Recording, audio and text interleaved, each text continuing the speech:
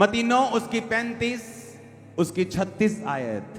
यीशु सब नगरों और गांव में फिरता रहा और उनकी सभाओं में उपदेश करता और राज्य का सुसमाचार प्रचार करता और हर प्रकार की बीमारी और दुर्बलता को दूर करता रहा। जब उसने भीड़ को देखा तो उसको लोगों पर तरस आया और उसने, क्योंकि वो भेड़ों की नाई जिनका कोई रखवाला नहीं हो, वो व्याकुल और भटके हुए से थे।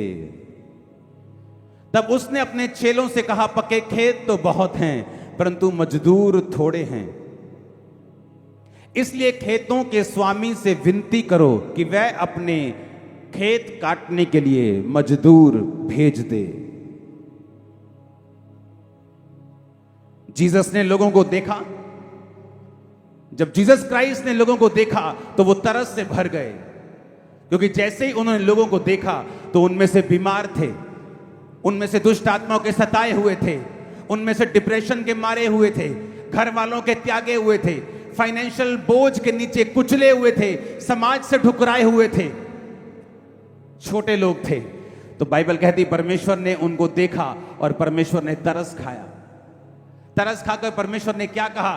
परमेश्वर ने कहा कि ऐ लोगों, ऐ मेरे चेलों, ऐ मेरे विश्वासियों, प्रार्थना करो, क्योंकि खेत तो पके हुए हैं लेकिन मजदूर थोड़े हैं।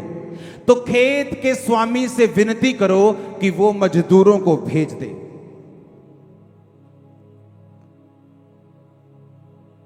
कलीसिया बरकत पाती है जब वो परमेश्वर के द्वारा दी गई प्रार्थनाओं को करती है।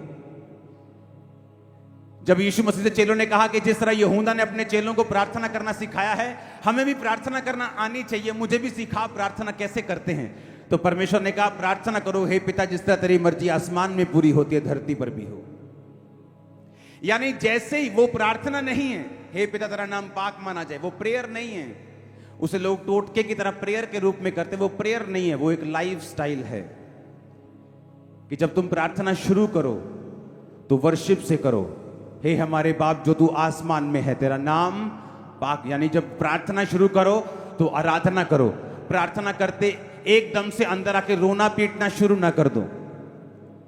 जब लोग राजाओं के पास सामने जाते थे तो राजा को बोलते थे, हे राजा तू चिरंजीवी रहे, हे राजा तू लंबी उम्र जिए, तेरिया लंबियां उम्रां होन, तेरे राज दे विच सानू बहुत फायदा होया। फिर राजा को बोलदा, हाँ 10 बीबी की चाहिए तेनू। और अगर बीबी जानते ही रोला पान लग जाए, हाय मर गए तेरे राज, हाय पिट गए, हाय मर गए, तो राजा बोलता है इस बदतमीज को बाहर निकालो मेरी हजूरी से, जिसे मेरी प्रेजेंस में आना नहीं आता। जब राजा ने नेहम्याह के मुंह को उतरा हुआ देखा तो नेहम्याह से पूछा, तेरा मुंह क्यों उतरा हुआ है? तू रोगी तो नहीं है, फिर तेरा मुंह उदास क्यों है? क्योंकि राजा की हुजूरी में उदास मुंह लेके जाना राजा की तौहीन, राजा की बेइज्जती होती थी। तो परमेश्वर ने कहा जब तुम राजा की उपस्थिति में जाओ तो पहले बोलो, हे हमारे बाप तू जो आसमान में। यानी कि जब तुम प्रार्थना करने के लिए, जब तुम परमेश्वर के सामने जाओ तो सबसे पहले वर्शिप करो। हालेलुया। फिर उसने कहा जिस तरह तेरी मर्जी आसमान में पूर्ति होती है धरती पर हो।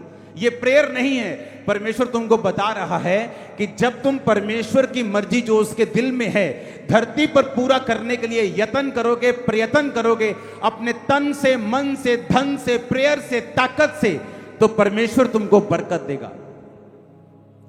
ये कोई शाब्दिक प्रार्थना नहीं थी कि हे मेरे पिता तेरी मर्जी जिस तरह आसमान में पूरी होती है धरती पर हो। ये परमेश्वर तुमको आशीष लेने का एक तरीका बता रहा था। और यही तरीका जब यीशु मसीह ने कहा कि प्रेयर करो, विनती करो कि उसकी मर्जी है, कि उसकी मर्जी यह है कि बहुत सारे मजदूर आएं और खेतों को काटें। आज एक देश बेदारी के नीचे है, दूसरा देश बेदारी से खत्म हो चुका है, बेदारी खत्म हो रही है, कारण मजदूर है, परमेश्वर नहीं।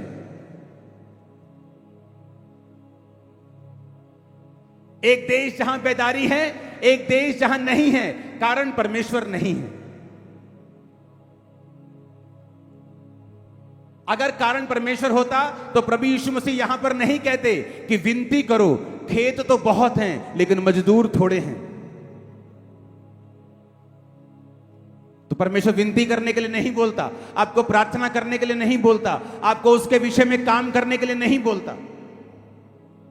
कलीसिया का काम है जो परमेश्वर के दिल में है उसे जज करना, उसे देखना और उसके बाद उसको लेना, उसके विषय में प्रेयर करके उस विषय में काम करना शुरू करना, ताकि परमेश्वर की बरकत जो स्वर्ग में परमेश्वर आपके लिए रखता है वो धरती पर भी आपकी लाइफ में आए, क्योंकि यही स्वर्ग का राज है।